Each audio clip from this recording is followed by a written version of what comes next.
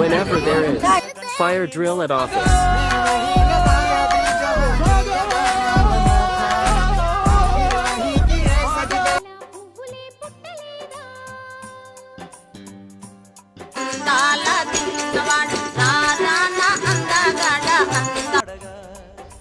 ఏంట్రా ఇంత అందంగా ఉన్నాను?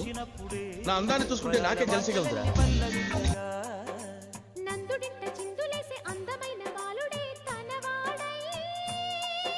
వర్షాకాలం లేకుండా మేమైతే వర్షంలో తడిచాం గాయ్స్.